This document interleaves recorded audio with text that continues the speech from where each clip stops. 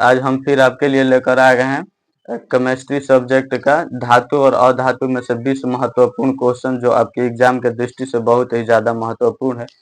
अब यहाँ से अधिक क्वेश्चन आपके एग्जाम में पूछेगा। अब 20 क्वेश्चन हम लेकर आए हैं। देखिए पहला क्वेश्चन है, कमरे के ताप पर द्रव अवस्था में रखने वाला धातु है।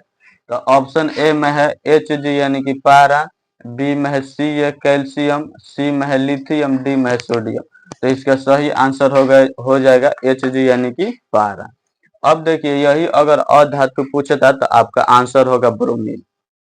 कमरे के ताप पर द्रव अवस्था में रखने वाला अधातु तो ब्रोमीन हो जाता, लेकिन धातु पूछा है तो पारा होगा। और पारा का परमाणु संख्या 80 होता है। पारा का एक प्रमुख अयस्क C⁻ है। अमलगम बनाने में अमलगम पारा का मिश्र धातु होता है। अमलगम पारा का मिश्र धातु होता है। पारा का यूज हम लोग करते हैं थर्मामीटर में। थर्मामीटर में पारा का यूज करते हैं। शरीर का तापमान मापने में थर्मामीटर का यूज किया जाता है। तो ऑप्शन के अनुसार हमारा सही आंसर हो जाएगा पारा Hg। कमरे के ताप पर द्रव अवस्था में रखने वाला धातु है पारा। अगला क्वेश्चन देखिए, निम्न में से किस धातु को चाकू से आसानी से काटा जा सकता है? तो लिथियम, सोडियम, पोटेशियम को हम लोग चाकू से आसानी से काट सकते हैं। ऑप्शन में दिया है एल्यूमिनियम, ऑप्शन बी में दिया है सोडियम, ऑप्शन सी में दिया है मैग्नीशियम, ऑप्शन डी में दिया है कॉपर। तो ऑप्शन के अनुसार हमारा हो जाएगा सोडियम, ऑप्शन नंबर बी। अगला क्वेश्चन देखिए, निम्न में से सबसे कम अभिक्रियाशील धातु है। सबसे कम अभिक्रियाशील धातु है तो कुछ आपको टेबल याद करना है। सबसे अधिक अभिक्रियाशील धातु पोटेशियम होता है, उससे कम होता है सोडियम, उससे कम होता है कैल्शियम, उससे कम होता है मैग्नीशियम, उससे कम होता है एल्यूमिनियम, उससे कम होता है जिंक, उससे कम होता है लोहा, उससे कम होता है टीन का, उससे कम होता है पीबी का, उससे कम होता है कॉपर का, उससे कम होता है पारा का, उससे कम होता है चांदी का, और सबसे कम होता है सोना का। तो इसके अनुसार हम लोग ऑप्शन का देखेंगे और सही आंसर बताएंगे। देखिए सबसे अधिक होता है पोटेशियम का, सबसे कम होता है सोना का। अब इसमें पूछ रहा है कि निम्न में से सबसे कम अभिक्रियाशील धातु है, सबसे कम अभिक्रियाशील। तो देखिए सबसे अधिक पोटेशियम ऑप्शन में नहीं दिया है, उससे कम होता है सोडियम, उससे कम होता है कैल्शियम, उससे कम होता है मैग्नीशियम, उससे कम होता है एल्यूमिनियम, उससे कम होता है जिंक और उससे कम होता है लोहा। तो इस ऑप्शन के अनुसार सबसे कम हो जाएगा लोहा का। ऑप्शन नंबर सी हमारा करेक्ट आंसर होगा। इसे आप याद कर लीजिएगा, आसानी से बता पाइएगा। इस तरह का जो भी क्वेश्चन पूछेगा उसका आंसर आप बता पाइएगा। अगला देखिए, निम्न में से कौन विद्युत का सुचालक है? विद्युत का सुचालक पूछ रहा है। ऑप्शन ए में है सल्फर, ऑप्शन बी में है क्लोरीन, ऑप्शन सी में है ग्रेफाइट, ऑप्शन डी में है आयोडीन। तो ऑप्शन के अनुसार हमारा हो जाएगा ग्रेफाइट। ग्रेफाइट विद्युत और ऊष्मा का सुचालक होता है। ग्रेफाइट एक प्रकार का अधातु है। अधातु होते हुए भी इसमें विद्युत का प्रवाह होता है। तो ऑप्शन हमारा सी हो जाएगा ग्रेफाइट। अब देखिए अगला क्वेश्चन। अच्छा, ग्रेफाइट का यूज कहाँ करते हैं? पेंसिल बनाने में ग्रेफाइट का यूज करते हैं। अगला आप देखिए क्वेश्चन। अच्छा, आयोडीन बताइए, आयोडीन का रंग कैसा होता है? बैंगनी। और आयोडीन किस रूप में पाया जाता है? तो ठोस रूप में आयोडीन पाया जाता है। 5 नंबर क्वेश्चन देखिए, किस धातु का गलनांक सबसे कम है? किस धातु का गलनांक सबसे कम पूछ रहा है?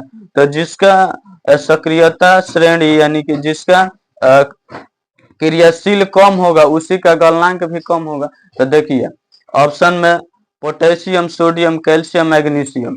अब इसमें देखिए सबसे कम तो हो जाएगा ऑप्शन के अनुसार हमारा लोहा, क्योंकि इसमें लोहा में सबसे सॉरी कॉपर हो जाएगा।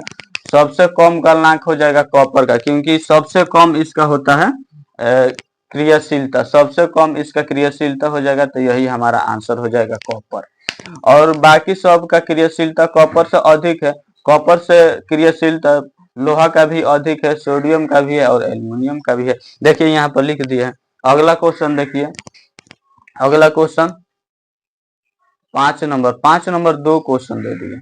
निम्न में से कौन सबसे अधिक अभिक्रियाशील धातु है? सबसे अधिक अभिक्रियाशील धातु पूछ रहा है। सबसे अधिक अभिक्रियाशील हमारा होगा पोटेशियम। अगर पोटेशियम ऑप्शन में नहीं दिया रहता तो सोडियम हो जाएगा, अगर ये भी नहीं दिया रहता तो कैल्शियम हो जाता, लेकिन ऑप्शन में दिया है पोटेशियम तो हमारा डी आंसर हो जाएगा सही आंसर। आगे देखिए, निम्नलिखित में कौन अधातु है? निम्नलिखित में कौन अधातु पूछ रहा है कि अधातु कौन है? ऑप्शन ए में है कार्बन, ऑप्शन बी में है सोडियम, ऑप्शन सी में है एल्यूमिनियम, ऑप्शन डी में है कैल्शियम। तो इसमें अधातु पूछ रहा है कि कौन अधातु है। तो देखिए, जिसके नाम के अंत में यम रहता है तो मुख्य रूप से वो धातुए होता है, लेकिन इसमें अधातु पूछ रहा है तो देखिए सोडियम अधातु नहीं होगा, ये धातु है। एल्युमिनियम भी धातु है और कैल्शियम भी धातु है, तो इसका आंसर हो जाएगा कार्बन। कार्बन हमारा अधातु है। आगे अब देखिए, धातुओं की प्रकृति होती है, धातुओं की प्रकृति होती है विद्युत धनात्मक, विद्युत ऋणात्मक और उदासीन। ऑप्शन डी में है नो। तो इसका सही आंसर हो जाएगा धातुओं की प्रकृति होती है विद्युत धनात्मक। ऑप्शन ए हमारा सही आंसर होगा। आगे देखिए, ग्रेफाइड होता है विद्युत का कुचालक, नहीं ये गलत बात है, विद्युत का सुचालक और ए और बी दोनों। ऑप्शन डी नो, यानी कि इनमें से कोई नहीं। तो ग्रेफाइट होता है विद्युत का सुचालक। ग्रेफाइट में विद्युत का प्रवाह हम लोग कर सकते हैं। अगला क्वेश्चन देखिए, कौन विद्युत का सर्वोत्तम सुचालक है? तो विद्युत का सर्वोत्तम सुचालक होता है चांदी। विद्युत का सर्वोत्तम सुचालक होता है चांदी। तो ऑप्शन बी हमारा हो जाएगा सही आंसर। ऑप्शन बी हमारा सही आंसर होगा। कौन विद्युत का सुचालक है? तो ऑप्शन बी होगा चांदी। सबसे अधिक विद्युत धारा तेजी से प्रवाहित होगा तो चांदी में होगा। ऑप्शन में दिया भी है चांदी, तो हमारा सही आंसर हो जाएगा चांदी। अब देखिए अगला क्वेश्चन, 10 नंबर क्वेश्चन देखिए, साधारण ताप पर फास्फोरस का अणु सूत्र है। साधारण ताप पर फास्फोरस का अणु सूत्र है, तो आंसर हो जाएगा P4। P4 इसका सही आंसर होगा। अगला क्वेश्चन देखिए, कौन सा अधातु कमरे के ताप पर द्रव होता है? कौन सा अधातु कमरे के ताप पर द्रव होता है? देखिए अधातु पूछ दिया है यहाँ पर, तो अधातु में हो जाएगा ब्रोमीन। ब्रोमीन होगा ऑप्शन नंबर ए हमारा। अगला क्वेश्चन है, ऑक्सीजन की संयोजकता है, तो ऑक्सीजन का संकेत होता है O। इसका परमाणु संख्या यानी कि एटॉमिक नंबर होता है 8। एटॉमिक नंबर इसका होता है 8। तो इसका इलेक्ट्रॉनिक विन्यास से हम लोग इसका संयोजकता बता सकते हैं। तो देखिए, इलेक्ट्रॉनिक विन्यास लिखने के लिए प्रथम कक्ष में 2 इलेक्ट्रॉन होता है और दूसरे में होता है 8, लेकिन हम लिखेंगे 6 क्योंकि 2 और 6 जोड़ेंगे तो 8 हो जाएगा। इसका इलेक्ट्रॉनिक नंबर 8 है, तो दूसरा कक्षा में इसका इलेक्ट्रॉन हो जाएगा 6। अब देखिए, जो संयोजकता पूछ रहा है तो ये अगर 4 रहता या 4 से कम होता तो वही हमारा हो जाता संयोजकता, लेकिन ये 4 से अधिक है तो इसको हम 8 में से घटा देंगे तो इसका आंसर हो जाएगा 2, यानी कि ऑक्सीजन का संयोजकता हो जाएगा 2। Option number C is the correct answer. अगला क्वेश्चन देखिए, परमाणु, सोना की परमाणु संख्या है, तो सोना की परमाणु संख्या होगा 79। सोना की परमाणु संख्या 79। अगर चांदी का पूछे तो परमाणु संख्या, तो चांदी का होता है, चांदी का परमाणु संख्या होता है 47। और लोहा का पूछे तो लोहा का होता है 26। लोहा का परमाणु संख्या 26। अब इससे यहाँ पर पूछ रहे हैं सोना की परमाणु संख्या, तो सोना की परमाणु संख्या होगा 79। अगला क्वेश्चन देखिए, निम्न में कौन अक्रिय गैस है? अक्रिय गैस पूछ रहा है, तो अक्रिय गैस की संख्या है 6।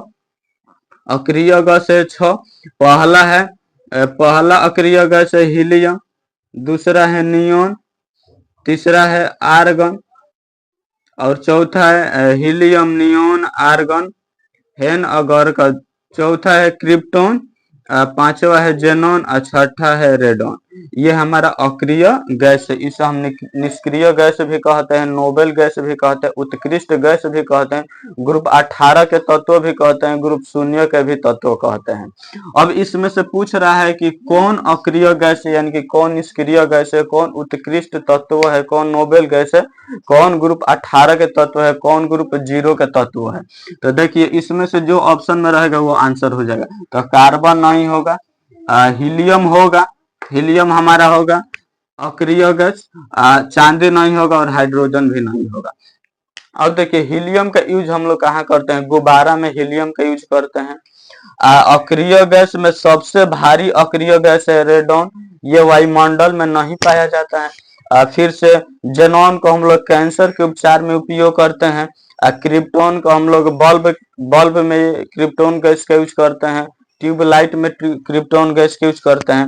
आर्गन का भी हम लोग बल्ब में यूज करते हैं। नियोन गैस और ऑक्सीजन गैस दोनों को मिलाकर हम लोग गोताखोर लोग यूज करता है, इसे कम गहराई पर जाने के लिए नियोन प्लस ऑक्सीजन गैस का उपयोग होता है। अब देखिए अगला क्वेश्चन है, अगला क्वेश्चन है सिलिका क्या है। सिलिका पूछ रहा है सिलिका क्या है, सिलिका धातु है कि अधातु है कि उपधातु। सिलिका यानी कि सिलिकॉन पूछ रहा है, तो सिलिकॉन हमारा उपधातु होगा, ऑप्शन नंबर सी सही होगा। 7 उपधातु है पीरियोडिक टेबल में। अगला क्वेश्चन है क्लोरीन परमाणु के बाह्यतम कोश में इलेक्ट्रॉन की संख्या कितनी होगी। क्लोरीन का परमाणु संख्या होता है 17, क्लोरीन का परमाणु संख्या होता है 17। तो पहला में होगा 2, दूसरा में होगा 8, तीसरा में होता है 18, लेकिन यहाँ पर होगा 7, क्योंकि 2 8 10 और 7 17, क्लोरीन का 17 होता है, तो इसके बाह्यतम कक्षा में 7 इलेक्ट्रॉन होगा, ऑप्शन हमारा सी सही आंसर होगा। जस्ता का अयस्क है, जस्ता का अयस्क होता है जिंक ब्लेंड, जिंक काइन, ऑप्शन में है जिंक ब्लेंड, तो हमारा ऑप्शन बी हो जाएगा सही आंसर। अगला देखिए बॉक्साइट किस धातु का महत्वपूर्ण अयस्क है। बॉक्साइट किस धातु का महत्वपूर्ण अयस्क है, तो बॉक्साइट किसका अयस्क है, तो बॉक्साइट है एल्युमिनियम का। बॉक्साइट किसका अयस्क है, एल्युमिनियम का, ऑप्शन सी हमारा सही आंसर होगा। अगला देखिए पीतल उदाहरण है, पीतल मिश्र धातु का उदाहरण है, पीतल उदाहरण है, पीतल है मिश्र धातु का। पीतल बना होता है कॉपर और जिंक का, पीतल कॉपर और जिंक का बना होता है, तो मिश्र धातु का एग्जाम्पल हो जाएगा। अगला देखिए लोहा को जिंक से लेपित करने की क्रिया को कहते हैं गैल्वेनीकरण। लोहा को जिंक से लेपित करने की क्रिया को कहते हैं गैल्वेनीकरण, हमारा सही आंसर होगा। यानी कि लोहा पर जंग लगने से बचाने के लिए जिंक का परत चढ़ाते हैं, उसी विधि को कहते हैं, उसी क्रिया को कहते हैं गैल्वेनीकरण या जस्तीकरण। अब हमारा 20 का 20 क्वेश्चन समाप्त हो गया। अगर वीडियो अच्छा लगा हो तो अपने दोस्तों के पास शेयर कीजिएगा, सब्सक्राइब कीजिए।